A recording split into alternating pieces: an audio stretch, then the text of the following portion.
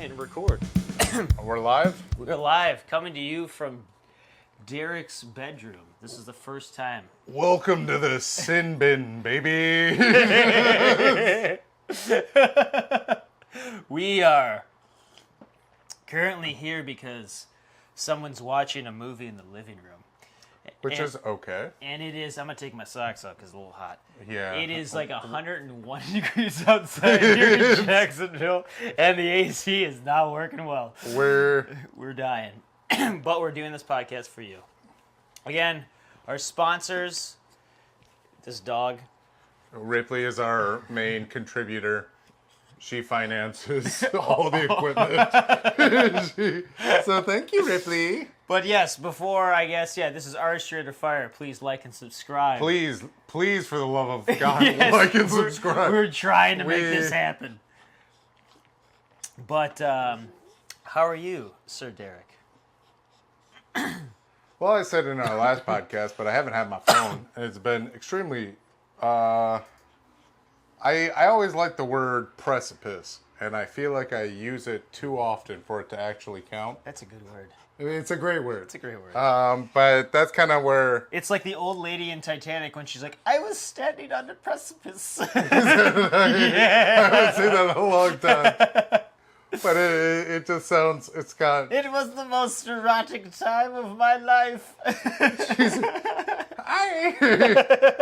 I'm going to now toss this priceless gem into the ocean. Isn't that how it ends? Yeah. She's like, fuck you. Well, that's so. On that point, so what do you think happened at the end?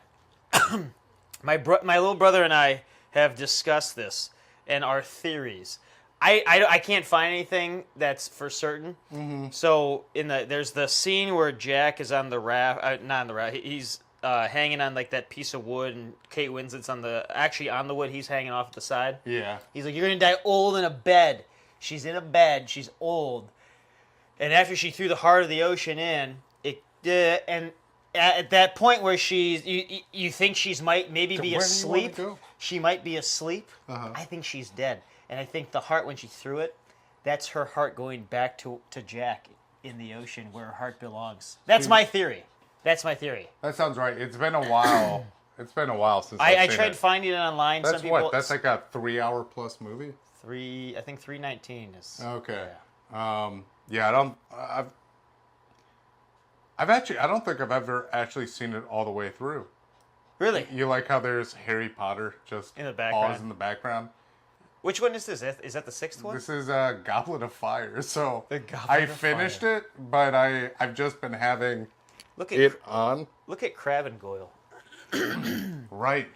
Didn't one of them got arrested for drug dealing? Really? The fat one? And that's why they brought that the like black guy that wasn't in the book. What they call him, like Dean? No. Dean? It was something weird like fire or flame. I have no idea. I forget, but yeah, I think it was. Was it the fat dude? I think he got arrested. I forget which one's Crab and which one's Goyle. I think Crab is the tall, skinny one, and Goyle's the fat one. I don't remember. Yeah. But that's just about. I've been watching the Harry Potter. Well, yeah. I mean, so I mentioned that maybe we just shoot this. We already talked a little bit about Titanic. I don't think I've ever actually seen Titanic beginning to end in an actual sitting. You've never seen it like theaters or anything? No. Really?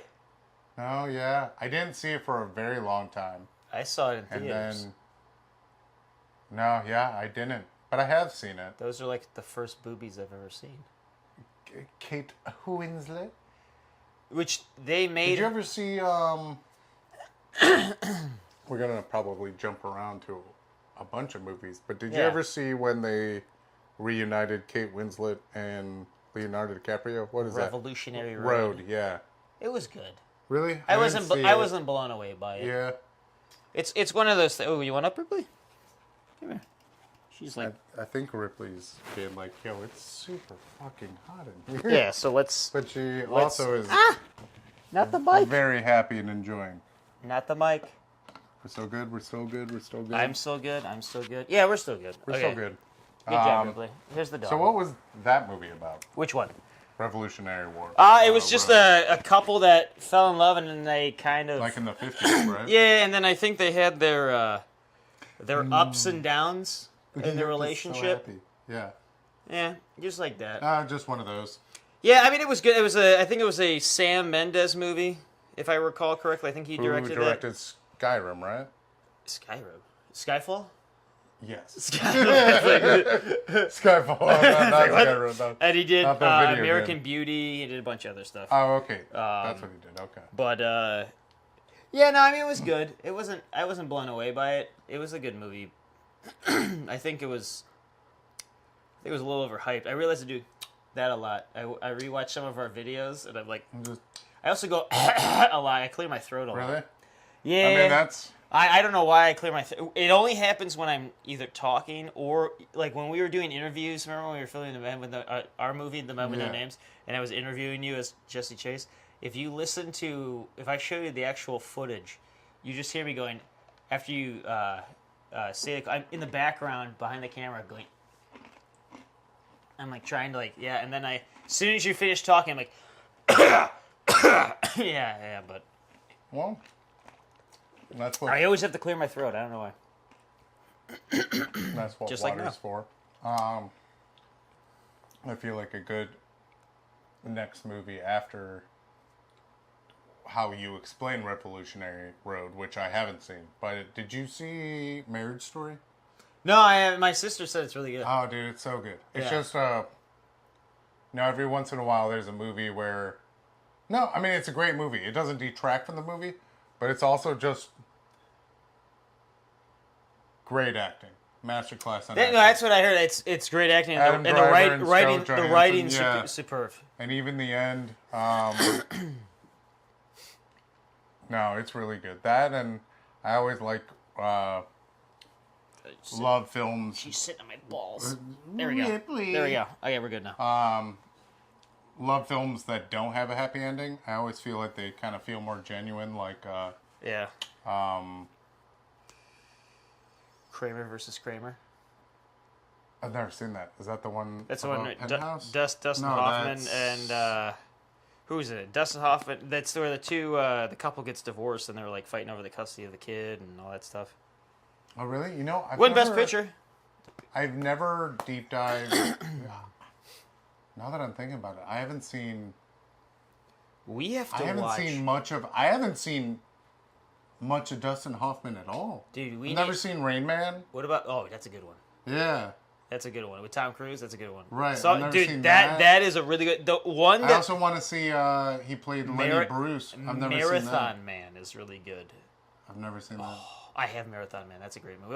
You know, we're gonna have to watch one of these movies one of these days. But, dude, have you ever? We still have to watch Being There with Peter Sellers' last movie. Oh, I do want to see Dude, we that. have to see that movie. That does sound like That it'd be is very... the most. I don't know. The first half hour of the movie, it's just so bizarre, and then when I guess like the movie actually starts, whatever that blooper at the end in the credits. he's like, It's like you tell that honky, and he couldn't keep a straight face. Yeah. The message was, you tell that honky that I will.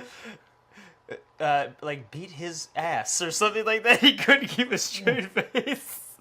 No. Who? This might seem like a sporadic episode, but Yeah. if you watch, I mean, I hope anybody can find things, little nuggets of wisdom, or at least it's Yeah. nice to see two people trying to be honest and try to find purpose in the world, which I think is the root. That's of the this. purpose of this podcast. Yeah, yes. but also like And a little bit of art, a little bit of movies. exactly, but little bit of I life feel lessons. like most people would be like, okay, these guys are talking about movies, but what is Peter Sellers most known for? Because I know the name, but I can't I mean, put a finger on what I've seen probably, him I'm going to probably say Doctor Strangelove because he plays Oh. 3 people. in. So he plays Doctor I know I own it. It's Strangelove. He probably plays on my Doctor bookshelf, Strangelove. He but- plays a British, not a soldier, but he's like the assistant to. He's a soldier, but he's like an assistant. And then he plays the president. Right. Yeah. Yeah. And I immediately know exactly who you're talking about. That's and then that's Kubrick, right? Yeah, and then he was also in Lolita. There's this one He was in Lolita, yeah, the original one, the Kubrick one. Have you seen the? I don't know what that was. I thought you were talking about the Robert Rodriguez. Oh no. Lolita. Lolita. Okay. I don't know what that is. Lolita. That's Which is it was supposed to be like the most controversial book of that time period. I forget when it came out, but why? What? It's about a grown man having Affair with a child? Well, wanting to have an affair with a child. So yeah. Well, it was very scandalous. I never read the book, but I haven't either. But apparently, it's very scandalous. The movie, Leon the Professional. Dude, what a great movie. What a great movie. Which Gary actually, Oldman, I was just about to say, I wish I know. And Drexel from True Romance. Yeah, dude, he stole the movie. So I was thinking this just because I marathon. One of my Harry favorite Potter. Actors. Yeah, Gary Oldman, and he's still good, but I feel like he went from one of the greatest. Everyone says John Cazale, or I think it's John Cazale, the guy. I would have said Cazale. Cazale. You're probably right. Cazale, I don't know. But the guy that was in all of the Godfather movies, except the third one. Well, he was in 4 Dog movies. Day After 4 or 5, and they all were nominated for Best Picture. Yeah. Every movie. They consider him the greatest supporting actor of all time. Right behind him, I say Gary Oldman is number 2. At least for me, Gary Oldman's number 2 for me. I love Gary Oldman. In Leon the Professional, he's great in The Fifth Element. Amazing as Drexel. He's amazing at Air Force One. Dude, everything that guy is... even the scenes you showed me, which I haven't seen, but Sid and Nancy. Yeah. But I mean, he's like the one American actor in Harry Potter? British. He's British? He's British. You never heard that guy talk? He's like the most British guy you can ever hear. Somebody must have. He's just that good that he thought he was American. Yeah. But now he won. I didn't see it, but he won for Churchill, right? Yeah. Did you see it? No, I kind of. Well, after he won the Oscar, well, he got nominated for. I think he got nominated for Tinker Tailor Soldier Spy. He did, which and I know a lot of people thought. It was. I hear it's. To me, it was kind of boring. That's what I've heard, because it's kind of boring. It's a very long movie. It's like 2.5 hours, I think. I hear everybody's good in it, but it just doesn't go anywhere. It's kind of like me with Killing Him Softly with Brad Pitt and and what's his name from Sopranos. You didn't James Gandolfini. Gandolfini, yeah. Which you didn't like that, right? I thought it was kind of boring. Was it John and Taj who liked it? I don't know. But I just thought recently was talking to somebody who was just like, I really liked it. I thought it was a little boring. It was the same thing. It just seemed a little purposeless. Yeah, it just kept going and going and going. But I have heard that about Tinker Tailor. I feel like, almost like Johnny Depp. I don't know if it's just something actors who become successful being a chameleon fall into. And obviously he's old now, but I feel like he was great as Dracula too. He was so good. I loved him. So good. I loved him as Dracula. He's fantastic. He's so good. Also, underrated movie. And I know a lot of people hated on that movie. Back in the day, the practical effects. I was about to say the practical shadows, effects, everything. And I mean, it's Francis Ford Coppola. And it's so good. It's weird. I don't know. I mean, you'll know, so people might think this is interesting. But what is the... He went old school with, like, the layering. Everything. Yeah, how is that done? Is that film on top of film? Or... I don't know the shots I'm talking about? I know what you're talking... I have no idea how they did it. Yeah. I know, like, in one of my favorite movies of all time... probably in my top 10. The Thing, the scene. So good. The scene where they find the alien ship for the first time. I listened to a documentary, them talking about it and all the crazy things they did. But what I remember them talking about is It sounds like how they used to do it back in the day is they would actually physically draw out the spaceship, and then they did like a composite where they had the painting or like the picture or whatever, Right. and the frame that they filmed, and they would put it together, and it would make they would almost like on top of each other, and they would make a piece of film, like a new piece of film with that composite on it, and just Right. the again, this is artistry in the fire, just the artistry of It- all the old you're right. school ways of filming. I still think to this day the Thing Using- looks better than 99% of the movies made today, and that was made back in like the Oh, early I 80s. mean, well, so And then the practical effects of might the have been a year aliens and and monsters. half ago or so, huh? The aliens and monsters. Oh, the practical effects that they did with the aliens and monsters and the Thing. Yeah, Is absolutely insane. I thought you were naming some movie or something I didn't know about. Yeah, no, because that's what I was gonna say. I don't know if you saw the. Did you see the prequel? I did. It was okay. Which was fun as a sci-fi, and like story-wise, It was. actually kind of fun to see it was- like leading up to If it. I recall correctly, it was so like in the Thing. I only saw it like a year and a half ago. It was pretty So new. in the original Thing, well, the original Thing was made in the 50s. The sequel, like oh, the right. remake Well, yeah, in the yeah, 80s. Yeah. Carpenter's Thing. Yeah, Carpenter's Thing. I want to see Carpenter's Thing. The remake that was Wiener made joke. like 10 years ago, or Yeah, however. it was a prequel. Yeah, was the story of the people that Kurt Russell found. Yeah. So it actually does lead up Which is kind of cool. directly to it, which is cool. But point being, just to finish the point through it, is you see a lot of crazy shit in that. Everything in, not the original Thing, Carpenter's Thing, those visuals are way more unsettling than any of the CGI they showed. Even though that looked crazier, Yeah. when you see somebody, I mean, obviously prosthetics, but when there's actually a chest and things going crazy, Well, that's and an- everybody's in the room, Like Alien. that's what I was gonna say. Oh my god. When people didn't know with on set about the chest burst scene. Yeah. No one. Yeah. Which what's is it- fucking the only crazy. one that knew about it was The dude John who Hurt. was And rigged up. all of the reactions from them, they got sprayed with blood. Yeah. And it was totally their actual reaction to, oh my god, what just happened? Right. And it is such a genius move to do, not telling the actors. And I feel like they don't do that too often in I film have anymore. the special edition on DVD, and I listened to, I think it was Sigourney Weaver that was talking, and she was saying that when she signed on to it, and all the other actors signed on to it, they thought that this was just kind of like a B movie because it's just a set. All it is, it's set. It's very simple. Alien. I mean, did you ever see the test footage of when the guy was doing the crab walking?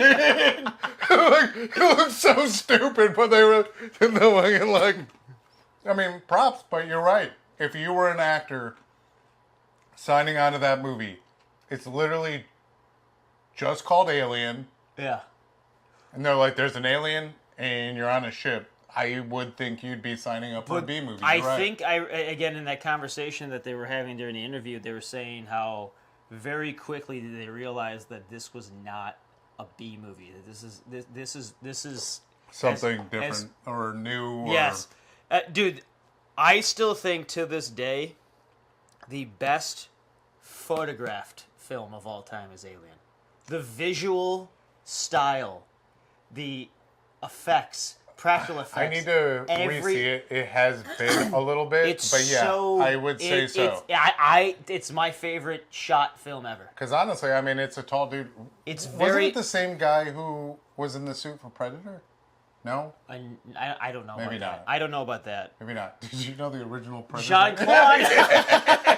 And it was like looked like a giraffe. It looks so ridiculous. And they were like, you know what? This ain't gonna work. Jean-Claude Van Damme. This ain't gonna work. Go do the split Do somewhere you know else. who came up with the idea of the Predator? No. So the artist that was actually about to say, yeah, it's not the big. artist actually who actually drew What the the Predator. look with like the mandible. Yeah. So, if I recall again, the guy that did the artwork for that for Predator also did, I think, for Terminator or Terminator 2, or I could see that. somehow In a weird somehow way, I he could was see working that. with James Cameron, but James Cameron was on an airplane with the guy, and he's like, "Oh, what are you working on?" He's like, "Ah, I had this one movie called Predator. I'm trying to figure out what to do with the alien." And he's like, It's still, that original look was fucking stupid. and then he's like, Yeah. "I've never seen anything with mandibles," is all he said, and that, He was just like, and he made the Predator. That Which was cool to show just like, the sleek mask, but then just to go like insect, yeah. like strange, like, Well, I want to know. It sounds like when the Predator takes off his mask and like roars at Schwarzenegger. yeah. I'm trying to still figure out what is that like a combination between like a pig and a lion and something else? I'm trying to figure out that. That would be interesting, because obviously it was something, because this is another fun movie fact, which when I was at the Tiger Ranch when I first went there, I told it to them, and I'm surprised they didn't know. But did you know in Lion King, the lion roars are tiger roars? I'm assuming because the tiger roars are more loud. They sound stronger. A lion roars like, "Vroom, vroom, vroom." Like, that's just what they sound like. But a tiger roar is stronger. A legit roar. Yeah. So that's If the tiger, I mean, you like the bed over there, Ripley? if the lion isn't banging, it's like a. I mean, they make that sound when. When nature calls. But so yeah, I don't know what. Obviously, I always liked the roar of like the old school Godzilla. Yeah. It's twisted and dragging industrial metal. Really? And when I worked at the warehouse at Aldi's, every once in a while, You'd because hear it? I'd hear it, and I would just be like, Godzilla. Gojira, just. Godzilla. Which I put Godzilla -1 on the other day. So good. So And for $15 million. unrealistically good. And Well, I mean, it's- again, that goes back to my God. She just sheds like a champion. Look at that. Yeah, for a little dog. Actually, the other day, when you guys were out of town, I was at work, and I don't think I told you guys this. There's a moment where we had a guy filling in for seafood at work. Yeah. And I was told, they're like, "Hey, just so you know, he has autism." And then about 2 hours later, he bought me cheese curds, and he was like, "You're autistic." And I was like, "What?" And he's like, "Yeah, it's fine." But he's like, "But you just sounded like the happiest person on earth because you were talking about Godzilla for an hour." Yeah. And then he's like, "And also, you love dinosaurs." And I was just like, and then there was Wait, is three he of us. saying that you're autistic? Yeah, he was just like, he bought me like cheese curds. Like, it was like a weird moment of like, brother, like, I've witnessed you for the last 2 hours. And he thought you were autistic. Yeah. Well, he was talking about it, and he was like, "Obviously, you are too. Here's some cheese curds." And I was like, "Shit, dude, I guess you're not wrong." And there was a moment where there was three of us, because another coworker, he's that's on good. the spectrum or whatever it was. But there was a moment where there was three of us in the back, and we were like, "Autism gang!"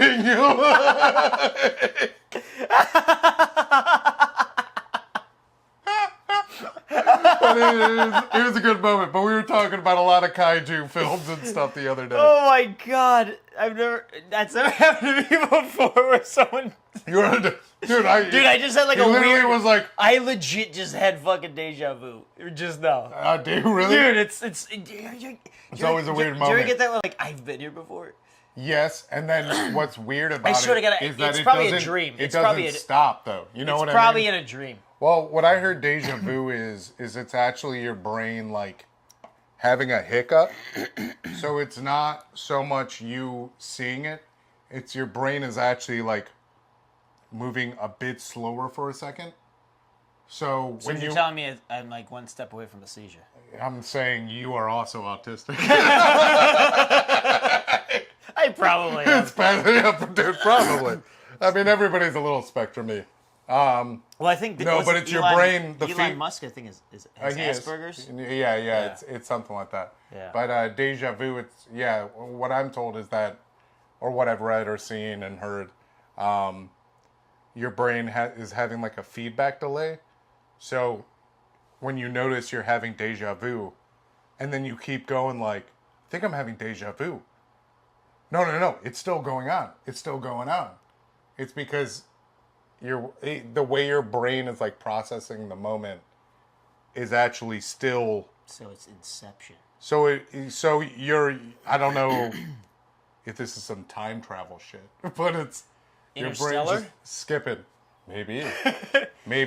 But Bring it back. Not bring it back, but not. Have you seen the trailer? Because back to Alien. The new one? When you were talking about a shot, yeah.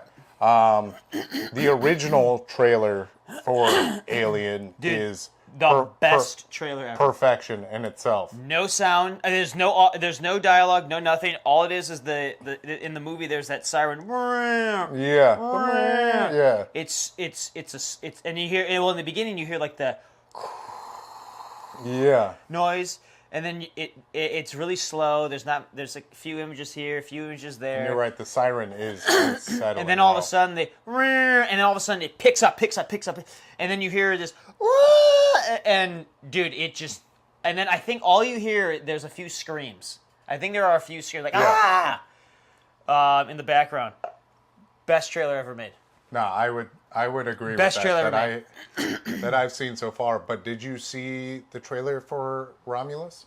I have. I What'd you think?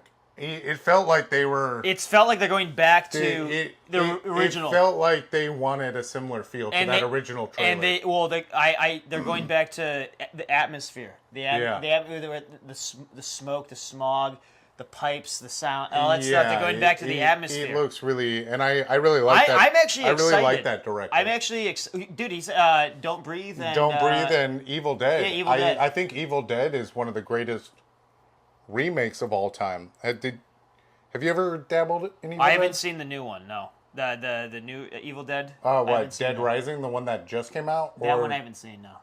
Did you see the one from like 5 years ago? Is that the one that came out like last year? I think it was. That was Dead Rising. Yeah. Which one? Which one did he do? They made another one. It was like 5 years ago. So there's I don't remember this. Evil Dead 2, Army of Darkness.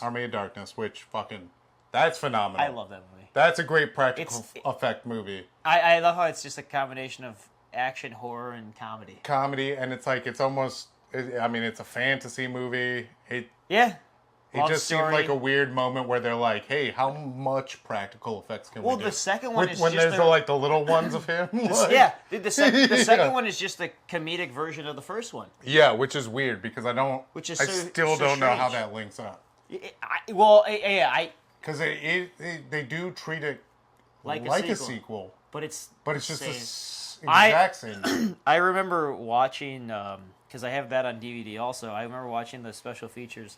They were talking to the practical effect guys, and there's that one scene where there's the sort of the torso coming at him. Do you remember the torso with I think the chainsaw?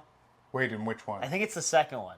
It's the first one or Okay. second. I don't. I think it's the second. Yeah. But I think it's a headless torso with I think like a chainsaw. Yeah. And the guys there was two guys. I think it was one guy had long hair, the other guy had short hair. But they were saying that we were trying to make this movie really terrifying. And all the art department were making all these cool sketches and stuff like that. And all I did was put it was basically like a mannequin they put on a skateboard and they would roll it. That was all they did. They just were, and it was effective. You've seen the first one, right? I have all three. I actually have. That's been a weird one I've collected. I have all three. I see Army of Darkness. I don't think I have the last season of the show. Yeah. Which wasn't very good, but it was good. Did I ever tell you about the time Bruce Campbell flicked me off? Wait, what? When did you meet Bruce Campbell? Wait, was this like a Comic-Con or something? It was at a Comic-Con, but this is how it happened. It was That's like the greatest thing ever. at C2E2 in Chicago. I wish you had a picture of that. Well, what happened? So this is what me and my friends, Doug, Brian, I think Taj was there. There's like 4 or 5 of us, and we're down on the floor. We're just walking around looking, and then all the way up, it's a convention center. Yeah. All the way up, there's a window which must have been like a cafeteria or something. And I think I'm the one that noticed it, but I look up and I'm like, holy shit, is that Bruce Campbell? And Bruce Campbell's just at the window looking down.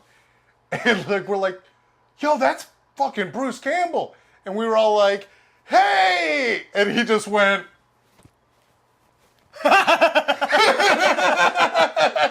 He was probably joking around. Yeah, I mean, he was joking, but it was such like in total Bruce Campbell fashion. He was just like, and we all went, yay! Like, we were all cheering, but just fucking with a big smile on his face, just fucking 40 feet in the air, just fuck you guys. Like, oh my god, yeah, dude. that was a good moment, but. Ash versus the Evil Dead was an enjoyable show, but I heard that was an awesome show. it's a lot of fun. It pays tribute to it. It's not as good. Didn't it end because he didn't want to do it anymore? They did like 3 or 4 seasons. Now he has been like an executive producer for the remakes that have come out, which you need to see. It's one of my favorite horror movies, the remake. With the Necronomicon. Yeah, it's. I really love the ending. It's more fucked up, in a way. Yeah. There's some of the most unsettling, like, stop doing that moments of like, well, that torture and stuff. I remember I took a film studies class in high school, and we watched my teacher, I forget his name. I think it began with a P. I don't remember exactly what it was, but it was called Arts Awareness. So like the first like quarter of the semester, we learned about architecture, and then we learned about painting and all that shit, music, and then the last like 4 weeks, 5 weeks, all we did was watch movies. So we watched Evil Dead. I think Evil Dead, the first one. Yeah, it was. Yeah, I didn't the first say one. Dead Rising. It's Evil Dead Rising was the last one. Yeah. Laserdisc. You had a Laserdisc? Really? Yeah. So we watched it on Laserdisc. Like the fucking huge thing. Yeah, dude. Yeah. It looks like a giant vinyl record, like a silver vinyl. Dude, it's so cool though. And the thing opened up, and you just like put it in. But we're watching it, and he was talking to us. That was the first ever time I actually. I think I was like a freshman or sophomore.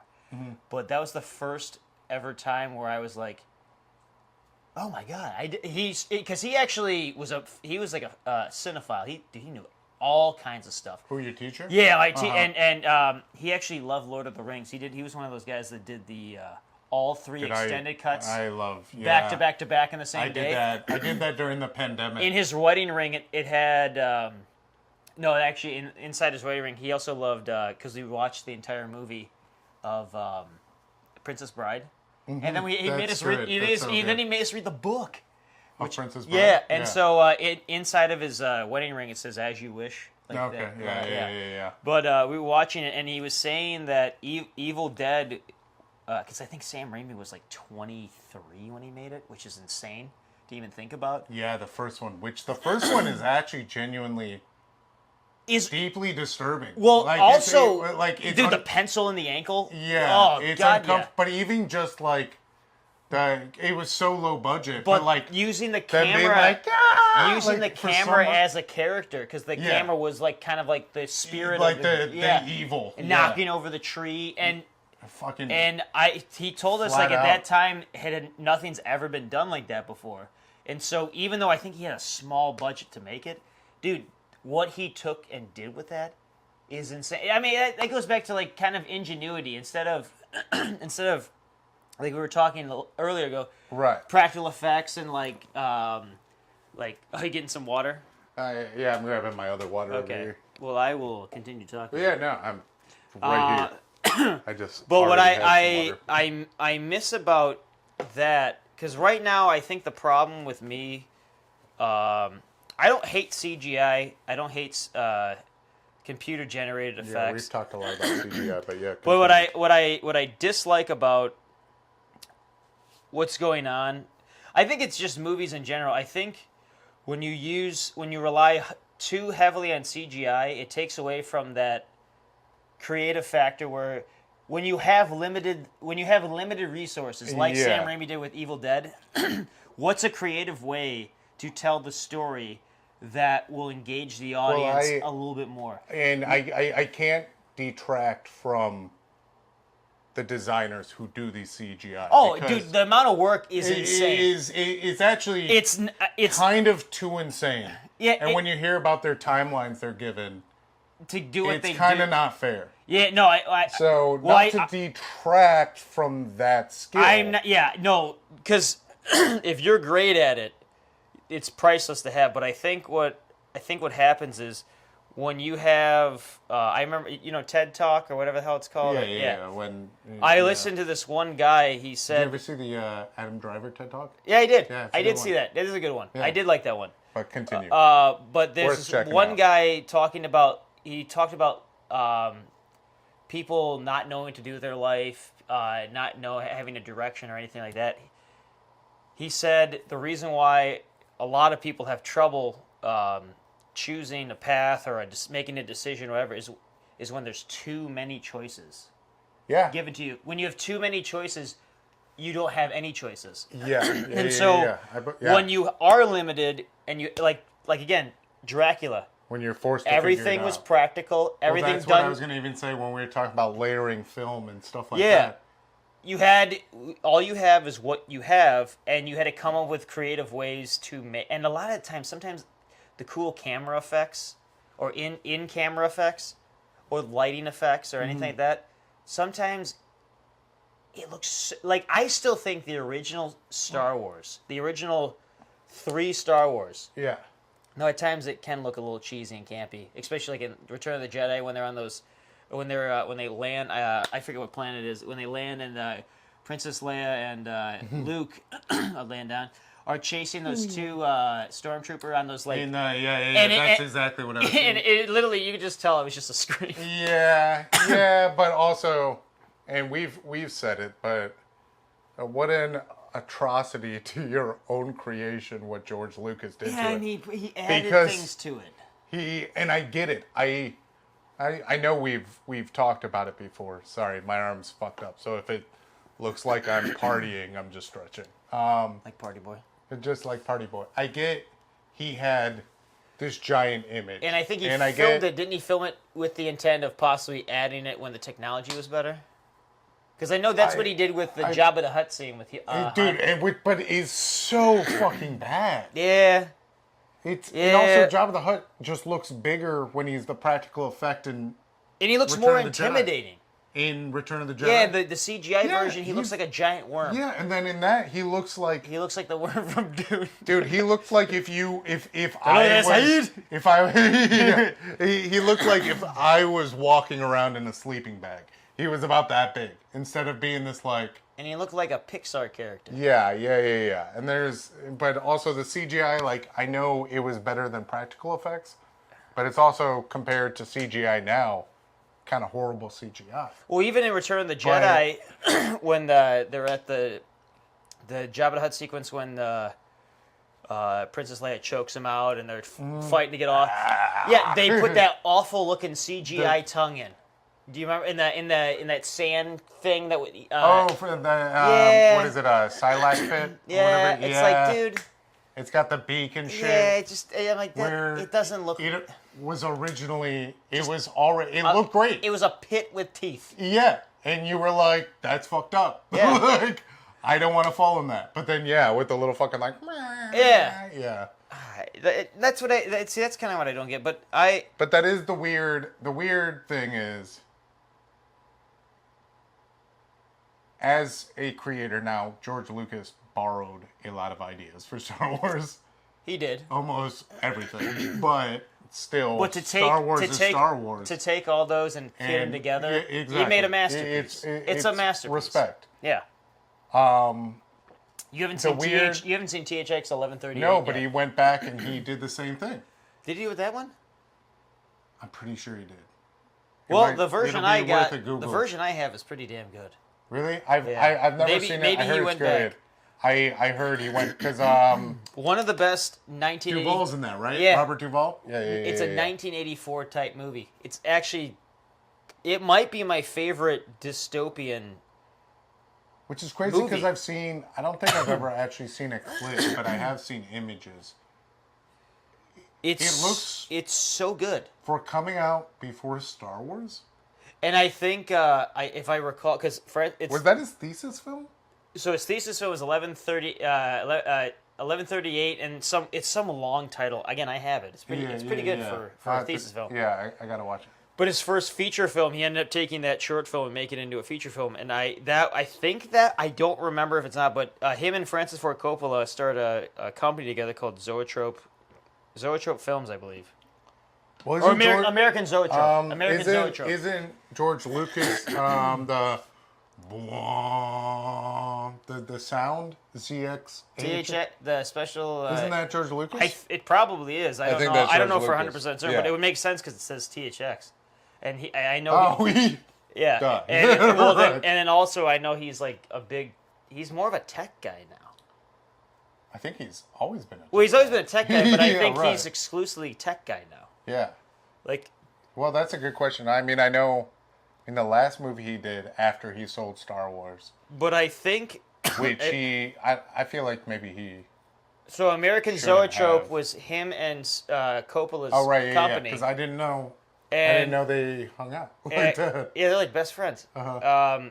But I think that was their first movie under Zoetrope Films, and I think they brought in Walter Murch, which Walter Murch is. Wait, THX was? Yeah, Walter Murch, I think, was brought in to either help rewrite the script or help edit the movie. I don't remember what he was on, but I'm almost certain he was on the movie. Dude, Walter Murch is like, he's like one of the greatest editors of all time. Dude, the amount of talent. What was George Lucas doing that he started a company with Francis Ford Coppola before he even did Star Wars? How did he meet him? Because I don't remember how they did it. So he did American Graffiti. Well, no, his first movie was THX, Okay, yeah. and then Didn't he start filming Star Wars, but he did American Graffiti? I don't know if he did after that. before it was well, released. well, American Graffiti, I think it was like in the early 70s, like 73, 74. 'Cause Star I'm Wars trying to think of 77. I'm trying to think of the timeline Well, did though, you because know- he had Harrison Ford. Did you know in American Graffiti? that But Han Solo, Coppola was not supposed to direct? Godfather. No, Coppola was not supposed to direct Apocalypse Now. Really? Was it supposed to be George Lucas? George Lucas was going to film it like a documentary. If I remember, if I remember correctly, in Hearts of Darkness, that was the documentary about the making of Which, to be fair, I still haven't seen Apocalypse Oh no, Now. it was a You've never seen Apocalypse Now? No. But you've Dude, shown me. fuck. Come on. I know. I need to. I know. That's like I one know. of those movies where you're just like, dude, this is. Well, the only reason everyone was cocaine, coked up in that movie. Yeah. Dude, I heard the stories I heard about. God, we just go on tangents, but I heard Dennis Hopper. Oh, we're talking about movies. I mean, this is the movie. Dennis Hopper. I heard Dennis he Hopper didn't was- act. He just did cocaine, and then Everyone they hit just like, record. "Wah!" But I heard everyone in the movie was on cocaine. Yeah.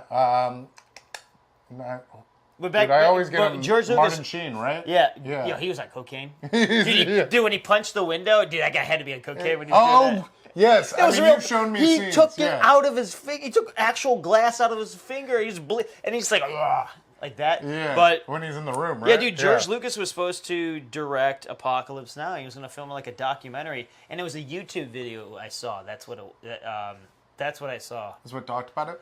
Yeah, To cycle back, because I feel like that's something we're we just go on trying tangents. to work. Yeah. But it's okay. We're learning.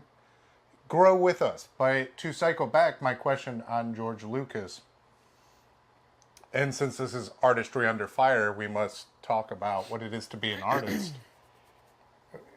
everybody says George Lucas can also be his own worst enemy, right? Yeah, I would say that. Yeah. You know, yeah. And even though the prequel trilogies have become loved, Because of the last trilogy. they were, well, yeah, but also it's The Sith was really damn good. I'm not gonna lie. yeah. I need I really need to rewatch it. I've been meaning Sith to was rewatch good. it. It's been a while. Clone Wars was a little Clone Wars was pretty bad, dude.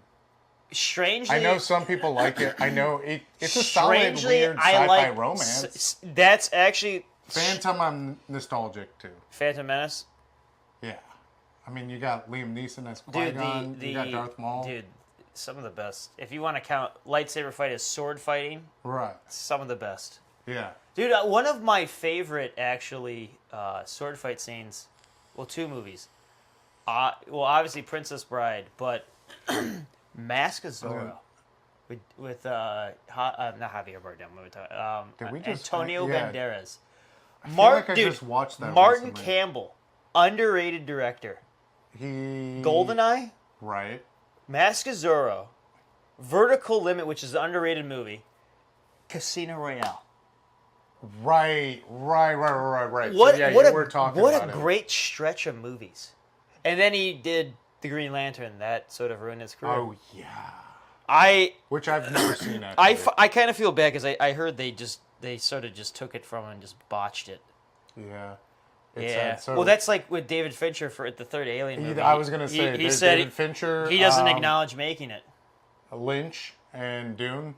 Yeah, I heard the same thing. There's a few they huge cut it out. movies where the director's like, I didn't make it. stop putting my name on the fucking cover, which is insane to become that successful And hate a movie. and have that budget. But and that's the unfortunate thing is.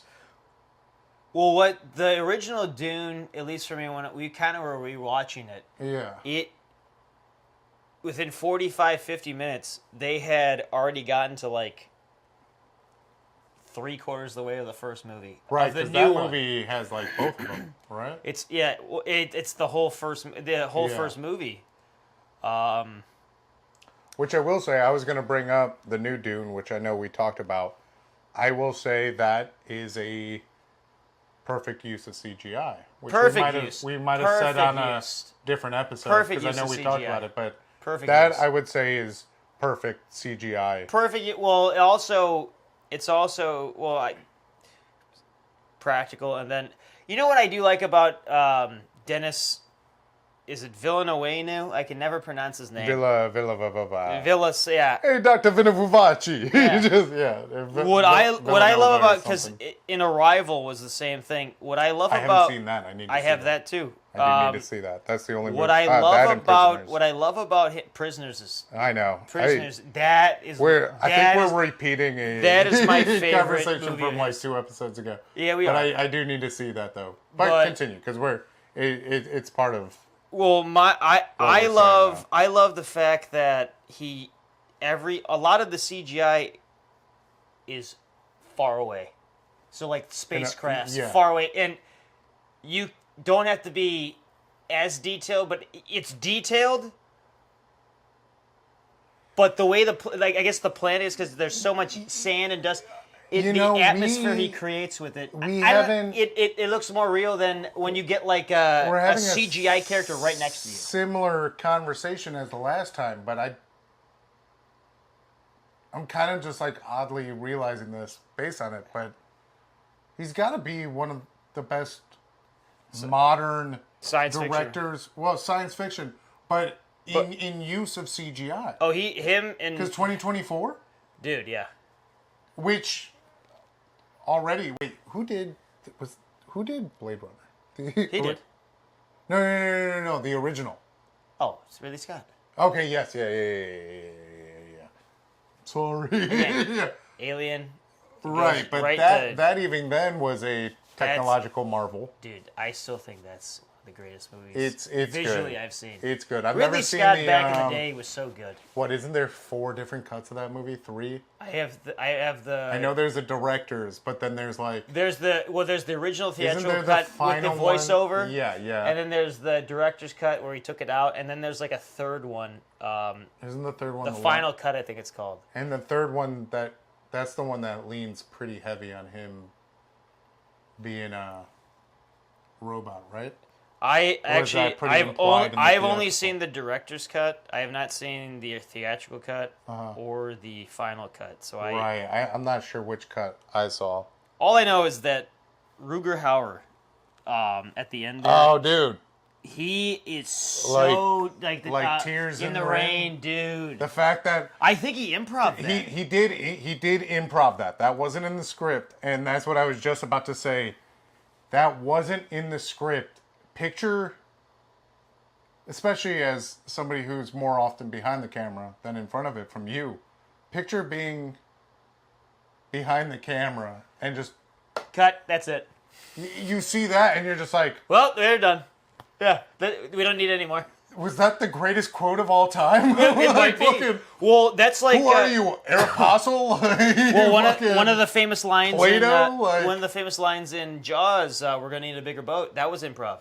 Yeah. Some of the greatest lines are all improv. Jaws is so fucking good, but That's yeah, a they great, are. That's such a great movie. Dude, it's who? I Shit, I feel like we're I- repeating, but didn't you say Tarantino said Jaws is a perfect film? I don't know if I said that. I don't remember. Maybe not, but I think it's one of his favorite movies, though. it's so good. Knowing Tarantino, he'll see this and say, "These two fucking guys are stupid." These fucking idiots, they don't know anything about film. They're faking it. No, what I want is, you know, he always kind of fucking is just like, Yeah. he's like, Yeah. in any way. You're spitting everywhere. I'm feeling I'll probably the get some Derrick spit in my water. Tarantino vibes, but What's your favorite Tarantino film? I would, I have to say, I mean, we live together, we talk so much, I don't know Mine's how much we're repeating. the first ever one I saw was Reservoir Dogs, and because of that, it might be my favorite. It's great. My favorite, Jackie Brown's pretty damn good. Jackie Brown's underrated, and I don't know if this is a hot take. Based on his movies, I would say it oddly deserves to be underrated. I think it deserves to be where it is. I love Pam Grier. I fucking Robert Forster. De Niro in a fucking Robert Forster. De Niro just being like fucking in the parking lot. I remember just like, enough is enough, bitch. One of my favorite things was like he has sex with that one woman, and then doesn't it like cut to a black screen and says like 5 minutes later or something like that? Yeah. It's like right when he got back, like from jail or yeah. But my favorite, and I don't know if we talked about it on another episode, but it's the when you asked, it was the first one. I'm such a sucker for Hateful Eight. Yeah, well, I mean, Because it's a play. It's a play. And, yeah, it is a play. We've talked about this. Well, I movie think many I heard times. I don't know if Tarantino. we recorded it. I think I heard Tarantino It was talk. originally going to be a play. Yeah, that's what I heard. He was gonna that was gonna be a play, and then he just put it in a movie form. Yeah, no, Walter Goggins. Dude, I love that guy. Dude, fucking. They have a weird shot at the end that I would compare to kind of like what we were talking about, which I don't. You know way more about the technology than I do. Well, you probably know almost as much as me. I mean, No, I definitely don't. Not as far as dude, I don't. But I don't. the shot at the end, which who cares? If you made it this far, you've watched enough movies. When Walter Goggins and Samuel Jackson is who are they lynching? When they're hanging, it's not Channing Tatum. No, because he got blown away. he got blasted. When he pops up and just immediately gets blown away. Yeah. Who the fuck are they hanging? It's the girl. Oh yeah, it is. Yeah. Dude, Kurt Russell. He shattered that actual guitar. So that's Eric Clapton's antique. Like, it was like a 100-year-old guitar or something. Dude, and it was like worth like $100,000. It was $100,000. Wait, what? dollars. $100,000. I said 30. Thousand? No, 30,000. Maybe it was 100,000. Not 30,000. I'm saying it. I was like, wait, what does that mean? No. So like Dinosaurs. somewhere, here it comes. It's fucking on record now, baby. No. But regardless, it was extremely expensive, and when you could see it in the girl's face. What's her name? Lena Dunham. Yeah. I know. Yeah. Is it Lena Dunham? No, that's from Girls, It's right? the chick from Fast Times at Ridgemont Yeah, High. I forget her name. The abortion girl. Yeah. Which that's a wild movie. Dude, I love that movie. Yeah, it's a good movie. Spicoli. Yeah. But yeah, no, What's you he could gonna see. do? He's gonna kill us or he's gonna shit on us? I haven't seen that in a while, but when I did eventually see it, because in high school I remember I had an art teacher It's a classic. He was always like, I hadn't seen it yet, but he What was you always just do like, "You're Spicoli. To set the You're a Spicoli." What does he say? Like put on Dark Side of the Moon, and he tells her how he needs to get the chick in the mood or whatever. And he tells her tells them they do to put on Pink Floyd's Dark Side of the Moon. Like that's gonna turn anyone on. Yeah. Yeah, I've only seen it once, but that was good. But what? Shit. Reel it back in. What movie were we talking about before that? Hateful Eight. Hateful Eight. Yeah. Oh. So the scene where it's Goggins and Samuel Jackson, and they're both fucking dying because Jackson has his balls blown off. But when they're pulling her, they do a thing with the depth perception.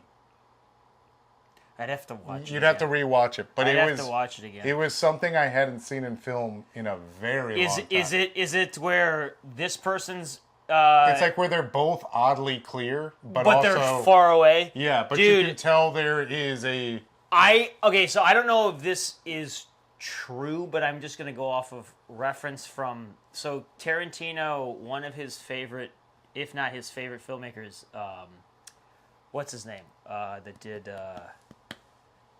Scarface and Carrie, De Palma.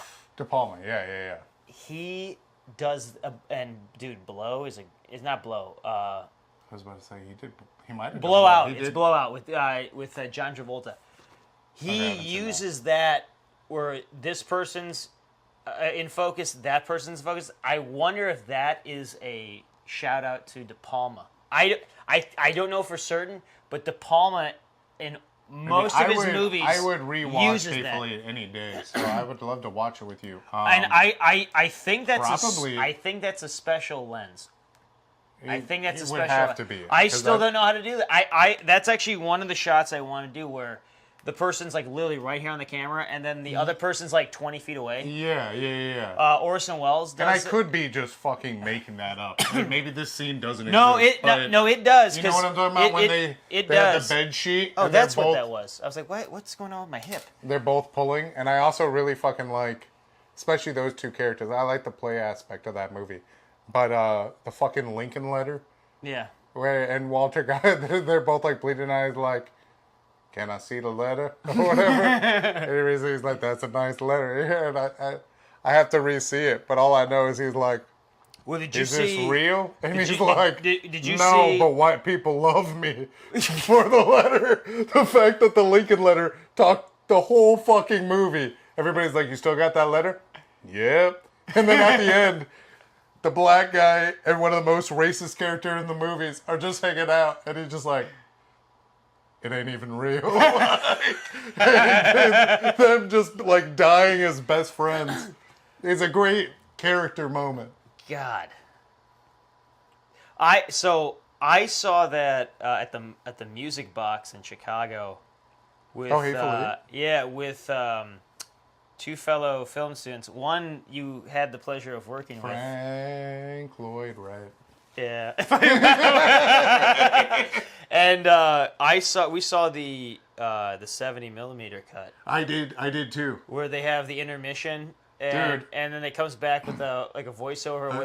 Just to catch you up on things. So wherever you went, like somebody put poison in the coffee pot. Yeah. And I've only seen it the one time, and Hateful Eight. Yeah, I've actually rewatched it. It's actually several times. It's the only Tarantino movie I don't think I own. I don't know why I don't have it. Well, I have it. I have a double cut with Django. But I would want it on as of recently, I've noticed that I I've been more thrifty. I've been more thrifty in my movie buying. Yeah. So if it's over a certain amount of money, I'm not going to buy it. Also, with streaming, if it's not like a Criterion or like a nice case of it. Well, now that we're on streaming, that's one thing. So streaming is great. Yeah. I love streaming. Yeah. Here's my problem with streaming.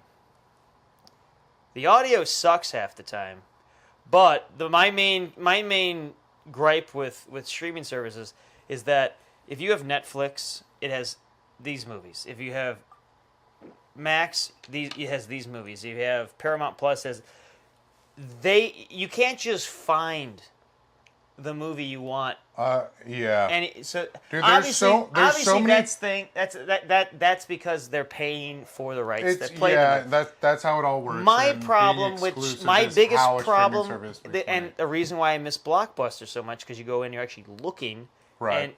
And then sometimes the front desk guy will give you recommendations, like, "Hey, if you like this movie, dude, you like this movie, man. Did you ever see Starship Troopers? Yeah, man, it's a great movie." Yeah, but I'll scroll for a half hour, 20 minutes to a half hour, and then I'll finally find a movie. And by the time I actually find a movie, I don't want to watch it. Yeah, And then when you finish feel like a movie, I scroll more. Then when you finish a movie, it saves the AI or whatever, the algorithm or whatever, saves that, oh, he watched that movie. You're going to like this movie. Or you might like this movie. I'd say that's a good aspect of streaming, depending. You know what I mean? But half the time, it's not anything I want to see. No, right. Yeah. Well, I'm going back in time. I'm starting to realize I'm watching more movies as the older I get. Would you like separate your shoulder? I heard a crack there. Damn. Yeah, but that actually felt like a good feeling. Yeah, but I find myself going back in time and watching movies back then, just because the stories are richer, the actors and the characters are better, the writing's better, the filmmaking's better. It just seems like I'm watching a movie where now it just seems like I'm watching like high definition television. You're right. I would. And it doesn't I would also have that. say with streaming, dude, there's so many projects I would have liked to have seen that just purely being on Apple TV. Yeah. I've never seen. Yeah, I kind of forgot about it. You know what I mean? We have free Apple TV. It's almost like sport teams. We have Apple TV. We do. Yeah, we have because T-Mobile, you get it free for a year. We basically like ran through it. There's not a lot of stuff on there. There's actually. Did you notice on Netflix? I watched like while you guys were at the wedding, out of town. I put on just an episode or two, and I was like, I don't need to watch all this. But they threw a lot of Showtime on Netflix.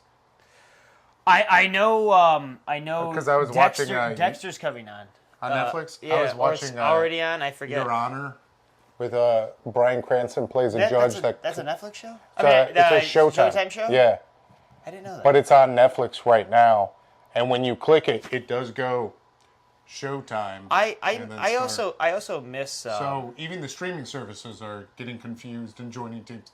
It's just going to turn back into fucking cable. No, that's what. No, You know what I mean? what's going to happen. Showtime's on Netflix. That means everything's just going to eventually. Well, from my understanding, is the most profitable time in television history is when you had the commercials. So the commercials is where you made all your money, and that's where all the ad revenue came in. Right, because they put. Because now Netflix has commercials. But here's my problem. If you want to watch this movie, you have to have this. You want to watch that movie, you have to have this. You want to watch this television show, you have to have that. By the end of the day, you're going to have 7 to 8 streaming services, and you'll be paying just as much, if not more, than what cable used to be. And you're already paying for internet to have access to those streaming things. And so you're on top of that, and then you're just like, why don't we just put it on cable? And we've been really complaining about society or the world today. Yeah, we are. The last 3 weeks, I would Particularly today about just but things in general. Dude, how many days have we all three stood in the kitchen going, or how many times have I yelled, "The world's burning, brother"? Right. What I also don't like about streaming is where they'll put especially because I like horror movies, and some franchises have 7, 8, 9, 10, 11 movies in them. They'll have 1 through 3, not 4, 5, 6, 7, 8. It's like they're strong arming of being like. I hate that. Yeah. Or like I think on Max. Because it's some sort of conscious decision. I think it's on Max. They have Death Wish 2, Death Wish 3, but not the first one. Yeah. That's the best one. And that's the one you want to look for. But Yeah, I own that movie. Well, again, that's another thing. Another thing that's I've actually never also seen Death Wish. the other thing that also I love owning physical copies is one, I actually just like watching scenes sometimes. I also love watching the special features in the making of documentary and the documentaries. Does that still exist? If you own the physical copy, yeah. Yeah, but do they put any attention? You I don't think it's much anymore, but dude, I have the extended cut of Gladiator. Uh-huh. It has the movie, and then it has 3 other discs, and each disc is just full. It's just one long documentary, the making of. It's like 7 hours long. It's amazing. I watched the whole thing from start to finish.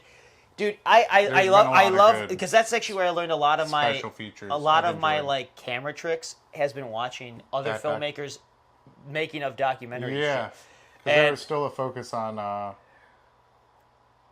In a weird way, you can find it on YouTube, people talking, but a director would make a movie, and then they would spend more time talking about the movie and making it. And they also edited that and made it good. It wasn't an interview. And also owning the physical copy. Well, physical copies a lot of times have the director's cut. Streaming services don't. They have the theatrical cut. Right. But the one thing that I'm hearing now is they're going back for certain movies, and I think Disney is I think the biggest one at fault of this one. They're editing. Sort of. They're repurposing it. Not. What's the word I want to use? If they think something's questionable. Yes, and they're taking it out. They take it out, but I've also heard though that they have just shortened things of like trimming the fat. Yeah, so which is like, but why though? You're streaming. Yeah, the physical copy is where that doesn't happen. Yeah. And I think one day I've been collecting movies since I was 10 years old, and I'm 35. It's been 25 years since my first ever movie I ever got. It's been 22 years. 22 years because it was 2002 or 2003. I don't remember what year it was. Rush Hour 2. That was the first movie I got for Christmas. Yeah. Rush Hour 2. That was one of my first. I think everyone got that one. Dude, it's the one with the red case. Yeah. I think everyone had that one. But I've been on this like long journey. I think I have somewhere upwards of 1,200 movies, something like that.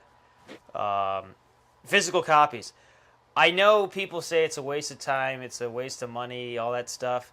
I guarantee you, one day we're going to wake up 10, 20 years from now, and these movies are going to be worth a fortune. I would agree. I know I've brought it up before, but there's going to be that nostalgic, he bought a bunch VHS, of unopened VHSs, and he's just making bank. This is my bag, baby. Yeah. And I don't know. I think physically owning a copy, it's just like owning a book. I can't read something off a computer screen. Yeah, I have to have a physical copy. Even with my but now, manga, I'm reading about a book every 10 days now because I'm actually listening to, as I drive to work. I listen to the audiobook, and I'm just busting out books left and right. Well, if I had a cell phone, I'm trying to optimize my time. That's what I'm trying to do now. I'm trying to optimize my time. Yeah. There's things I want to do with my life now. And now, like we were talking before today and past weeks, that I personally am ready to take that leap and that chance to go forth and actually, because I've been trying to start a photography business, a video business, this business. And I'd go halfway, and then sort of, I'd hit a roadblock, and then I'd like, and I put it down for a second, and then I come back a couple months later, and it goes strong for a little bit, and then I hit a roadblock. I'm now to the point now in my life where I don't care. Grenades. I want to take more chances. Yeah. I want to do more things. So like we're trying to write a book together. We're doing this. We're gonna start having merchandise soon. Just wait. Yeah. I want to start selling merchandise. If we sell 2 shirts, selling, you selling paid, me selling photos, me doing gigs, you doing gigs, stand up, all that stuff. take big leaps, take big chances. Well, that's yeah. And I'm getting to the point now where in my life, like I heard this quote from Jerry Seinfeld where and I might be butchering it, but he was giving an interview. This is from back in the day. No, this. He just did an interview. He was talking about Masculinity. no, he's talking about making 'cause I feel making like- that movie he made on Netflix. That, yeah, the Unfrosted. yeah, Unfrosted, Oh, yeah. and he was saying how Which I haven't seen yet. I don't know if I will, but whether you fail or succeed, that's not the point. It's you tried, and the reward is in the trying.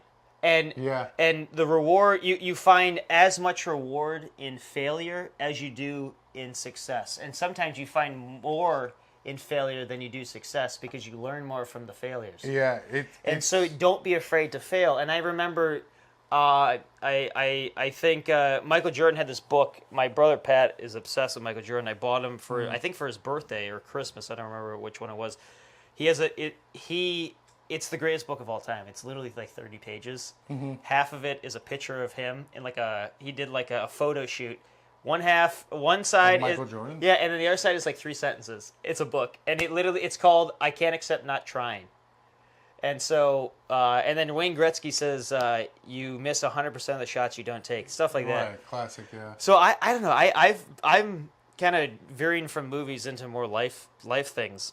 Which I want to take more chances. I I want to risk more. I'm getting to the point where I don't give a shit anymore. I just want to do. I want to just try.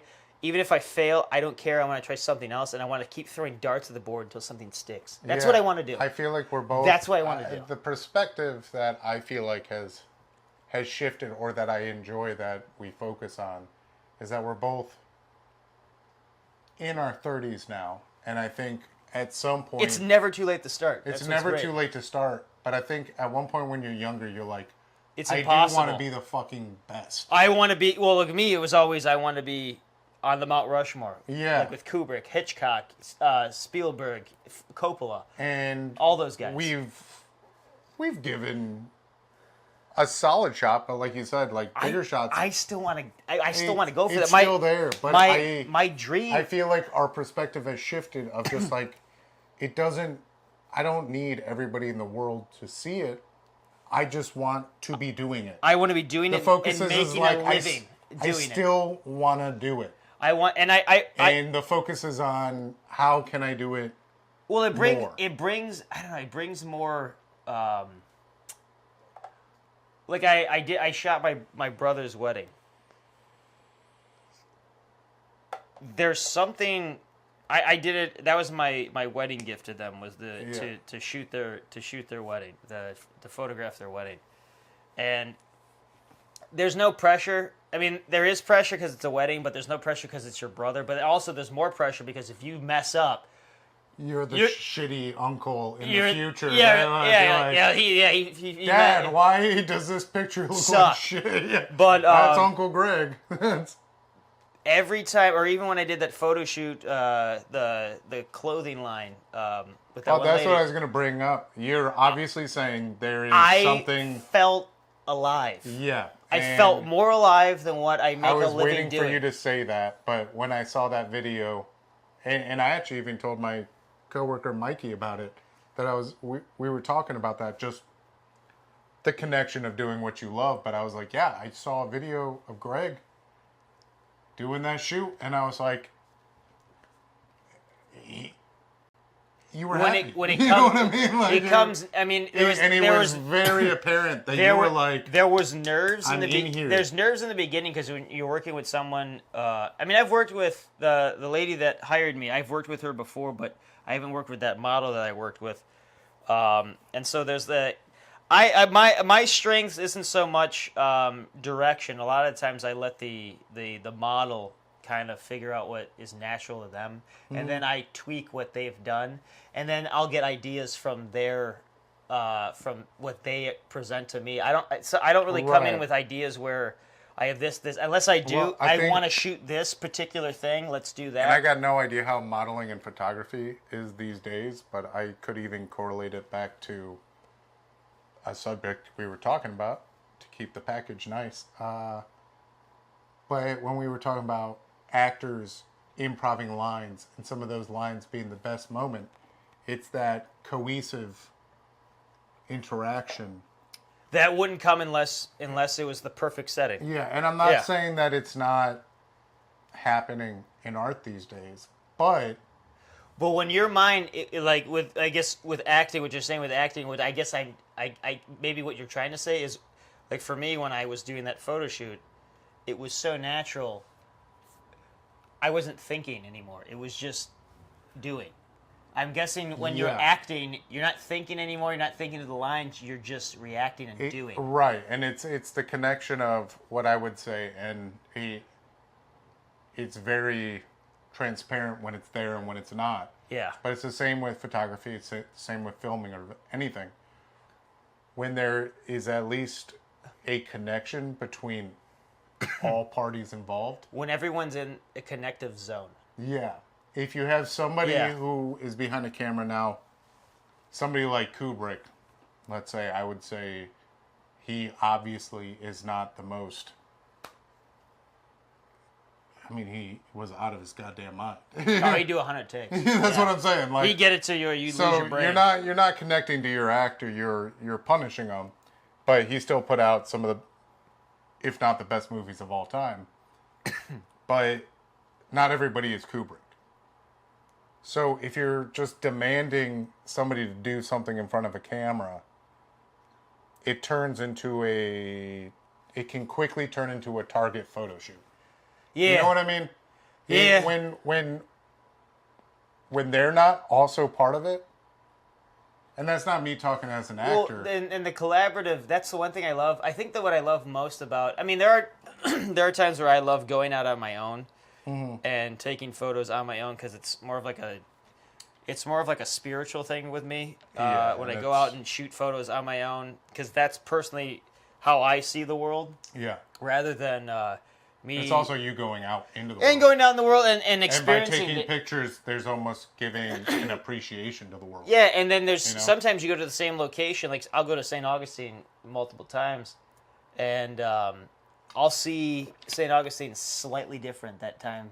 Right. Shooting photos, where if you just go to have fun, you don't see it as maybe when you're searching for something different, you start to notice things that are different. When you just go to a place, just to go to a place. Hey, camera's a magnifying glass. Yeah, you know what so I mean? I at least for me, it's more of like this spiritual, and meditative state I get into to where I calm myself down. I'm in my element. So I guess when I'm doing what I'm supposed to be doing. That's another thing. When you find out what you're supposed to be doing with your life, or you find out, like, this is who I am, it's really hard not to do it. It's hard to take a step, go over here, have to do that, because you got to pay bills. Yeah. Do that when this is what you're supposed to be doing. And you want to put all your time and effort into that. It's really difficult to step away from it, to have to do this because this needs to be done in order to pay your bills, or this has to be done because if you don't do this, whatever it is. For me, it's difficult when I'm not doing it, and when I am doing it, it's it's such a great joy in my life that it kind of hurts when I'm not doing it. What I was going to say, it's a regular thing if you're in like a stage production, but there's like the post-show depression. You get antsy, yeah. Well, yeah, there's the antsy, but it's over. And all it takes is like one shoot to have the post-show depression. But like, and it's the adrenaline rush. It's a weird form of, well, shit, I know a lot about comedians, but that's kind of part of it. There's actually some of my favorite comedians are sober, but used to fucking do all the drugs. And drink like crazy. Yeah, but there's that moment where they're like, this is my high. Yeah, there's nothing that can match it. Yeah, and they try to supplement it with drugs and stuff, but it's never going to be that high. Yeah, and I would say that's totally an aspect of my life. I mean, I've luckily had the fortune to perform great roles. Not not always the greatest places, but really meaty, good work. Well, It's a whole different kind of high. And even when I go up, and I've done stand-up in the past, which used to do it, did it the one time. But even doing that time, I don't know. I've shown the last time I did stand-up. I mean, that shit went crazy when I sent it to Dan. But anyways, that was a fiasco for a couple days. That was a crazy moment. But I see when I rewatch the set, because I just rewatched it while you guys were out of town. Yeah. But I see kind of the point I was making, but I was winging it. But when I also rewatch it, I'm just like, dude, it felt like I came back home. Yeah. There was just a moment of like, and you know, because I know you were kind of terrified, like walking in. Like I think I'll just watch, and then it was like, hey, they don't have enough people, and they're like, oh well, put me down. Right, like okay. And I couldn't tell if you were nervous or not because you're like you always rub your beard, so I don't know if it's a nervous thing. It's. I'm sure it's even during the this whole autism. thing. It's the autism. But no, I this is a question, and I don't know where I heard it. I think I read it in a book. Is it more difficult to take the easy route, do the easy job, do the easy thing, or is it more difficult to do the thing you want? What's more difficult?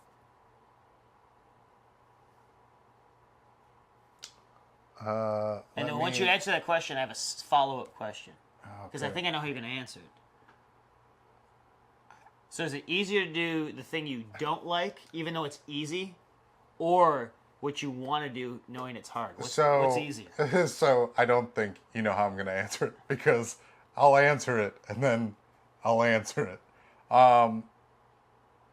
Okay, wait. Do I think it's easier? So is it easier to do the easy job, easy check, easy life, or is it easier to do the hard thing that you want to do? Okay. Quick first answer, just to be straight to the point with that. The answer is it's harder to try to do what you want to do because there's more pain behind it when it doesn't go smooth. But what I would say, and that I'm not, I said that very confidently, like you're a fucking idiot if you don't think so. But yeah, at least in my personal life, I feel like it's easier to react than to plan. Yeah, I agree. I think that's why I enjoy acting, because that's how you're good when you're constantly reacting. There's a hyper focus on reacting in the moment. That's an answer I wasn't expecting. Once I step off the stage, all of a sudden I got to figure out the rest of my life. Yeah. But if I step on a stage, you know, it's just, hey. Well, you said you're home. Yeah. Yeah. Well, that's the same way with me, and that's why sometimes I struggle at the job I'm at right now, is because it is. I mean, I'm not trying to knock at it. It's an easy job. Yeah. And because it's an easy job, we've agreed more or less with the fulfillment isn't there. The hard thing, the thing that makes that you grow from, the things that you learn from, I'm finding out learning. I want to learn everything I can before I die, even though I'll die and it'll be forgotten forever with me and my brain and But I want to learn as much as I can. I want to try as many things that are hard, because when you do go through it, you know it's not that hard in the end. It actually is a lot easier than you think. And so I actually think it's more difficult. It almost always is. I think it's more difficult to be the drone, because you're torturing yourself by there's always that what if I just do this? What could be? And that's more for me. That's more difficult for me. I would say if you're basing it on asking regret. That's the one thing I don't want to die. Hardship. I don't want to die with regret. That's the one thing I don't want. Yeah. That's the worst thing I don't. I want to. I would rather fail saying I gave my shot than what could have been. Yeah. That's the worst thing in the world to me. And I would say, based on you saying being like the drone is harder, I would agree, because I feel like those moments where you go to an audition, you reach out for a shoot or whatever it may be, and you don't get it, that's a sucker punch of pain. But then you find the next one. But when you're the drone, you're just consistently going through life. you just. It's like, but the it's pain like is what, like. it's like what Einstein says. It's not always the worst, but it's what Einstein says. You go, if you do the same thing over and over again, and expect different results. That is the definition of insanity. Mm-hmm. Right. Just if I struggle doing the safe, easy thing, knowing that I'm capable and able of doing something greater, it's a slap to myself that I'm like I'm putting myself down. Yeah, I mean because everyone's my own worst enemy is always the truest we are thing. capable of being the next Kubrick or the next Daniel Day-Lewis or Philip Seymour Hoffman. Yeah, we're capable of doing that. Now, do I want to go to the depths of torturing people behind camera? No, I don't.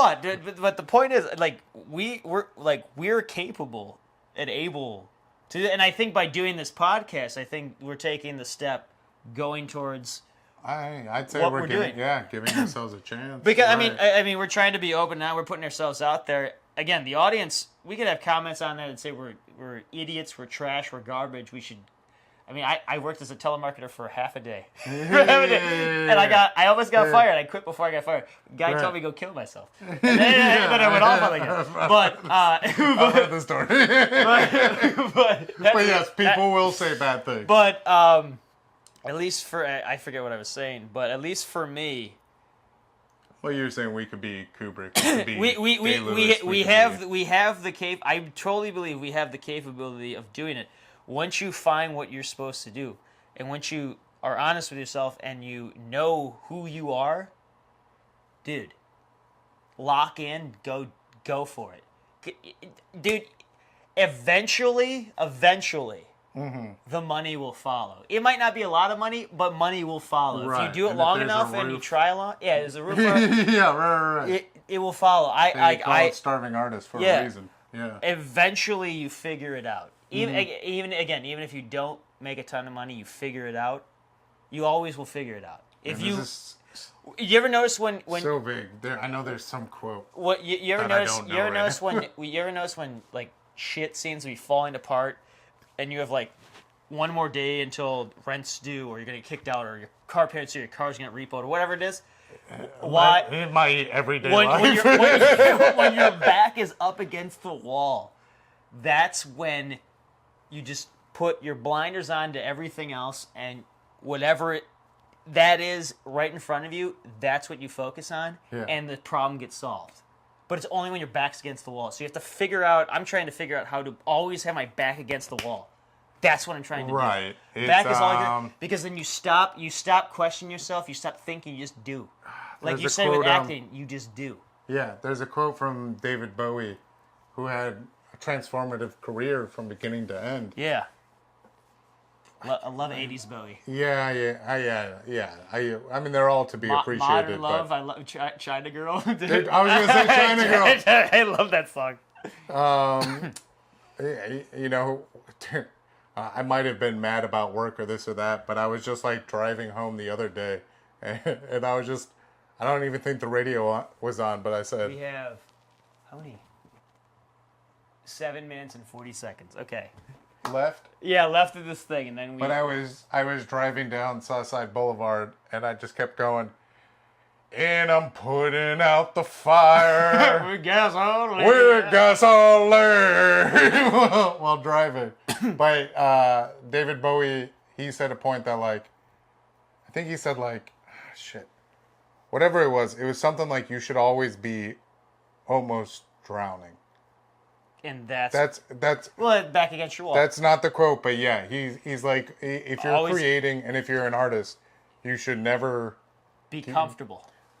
This is so not the quote he said, but that's what he was saying. He's like, you should always be taking that other step, and if you don't feel uncomfortable with what you're creating, you're not in the right spot. You're not creating. Yeah. Fine. So 7 minutes? I guess we'll wrap it up. So I mean, sort of on to wrap up with this, we went from movies to actual, like, this is like almost like 2 podcasts in one. But Oh, that's okay if people are driving on a vacation. yeah, no, but I want to. I personally want to take more risks. I personally want to take steps towards the direction of the life I want. That's what I want to do. And I like you're saying, I don't want to be comfortable. Comfortable, actually, to me, I actually get antsy now when I'm comfortable because I should be doing something. Oh no! Yeah, right, I should be doing something. So, well, we only have so much time in our life. yeah, you gotta. I mean, they always say like live like you are gonna die tomorrow. Yeah, that's why I wrote in that book that one story I heard about I guy, love those stories about guys that get cancer. Tell my coworker about that. They get cancer and about then that exact story. And they stop. Like, they stop. I was just telling him that yesterday. Yeah. They stop what they're doing and they realize everything they've done their entire life really isn't important. What's important is what's important to them, which is for me, the camera. The camera is what's important to me. That's what I have to focus on. I have to, and telling stories, writing, and just everything like that. And then I also, I guess is before you got 5 minutes. Okay, we're good. Okay. I'll say this really quick, and then you can kind of say your last words. But I always find it funny when you're looking for something, you need something. There's opportunity every day. Every single day, even they might be small, minute opportunities. Yeah, people don't realize how often they say no to their future. Yeah, and that one little yes may be your future, or like even like with you moving in with us. In a way, it's an opportunity, a fresh start, taking the next step, going on to the next thing. I mean, I'm not trying to speak for you, but. Dude, why not? Yeah, no, Why not? I guess that's the sort of like the overarching theme of this. Yeah, why not? And to even close off with mine, and I know we've said it, we've either said it just talking or we've said it recorded. But I feel like when you say your back's up against the wall, I feel like I'm behind the wall. And you're like Crab and Goyle over there. I'm Crab and Goyle. I got locked up after Harry Potter 4. But no, so I went to school for theater and stuff, and sometimes I'm working at my job, and I'm kind of like, why didn't I finish? But I also didn't finish because I wasn't in a good place, and I don't like how often I seem to not be in a good place. But I was kind of like, it's a theater degree. I'm not going to be a lawyer. What am I going to do with this? And I've always kept chasing something creative. That's who you are. So that's just who you are. My life is where it's at, but there is that I try to keep saying yes to any creative or interesting opportunity right now. Because eventually... Well, everything else will fall in line. Like Hemingway, he was trying to be a writer. It wasn't working out. He went to World War I, came back, and he experienced the most gruesome parts of life, and then all of a sudden his honest voice came out, and that's when he became the writer who we all know as. So I sometimes when you live a hard life, you've lived a lot harder life than I have. I don't know if I don't know. But I think this is where, when you're honest with yourself, you're honest in the story you're telling. I hope we don't have enough moments. But my biggest thing is I don't know if I want to be an actor or a comedian or a painter. I don't know what I want to do. But I do know I have some sort of talent of expressing life. Yeah. And my biggest thing for the rest of my life is I just want to find a way to efficiently give back to the world and make them feel alive and hopefully good or reflective. I think giving back is another thing. I think that that is- brings the reward and joy in life is giving Well, back. it's like what you said. What was it? Robinson. The richest people almost give everything back. Oh, Tony Robinson, yeah, almost all wealthy people. Well, the richest the, people, the the true richest, sign of wealth. the is true sign of giving wealth back. is giving back, and there's not a poor person that gives back. Yeah. And I think what he was trying to say is, that it doesn't matter how much money you have, if you're rich in here and in here, you're rich. I think we did it. I think we did do it. And that is our podcast. Another day Please- down. There we go. Please subscribe to And our channel. Feedback, Feedback. whatever we you need want, help. interaction. Topics, even if you want us to talk about specific topics. Totally. Let Movies, us know. anything. We're turning this thing into, I don't know about a brand. We're gonna turn this into our own little empire. Let's do it. Yeah, be all right. I like it. Alright. I like our name. I like you. I'm Greg. I'm Derrick. This is our Street and Fire. Bang, bang, bang. Here we go. Be happy. Be good.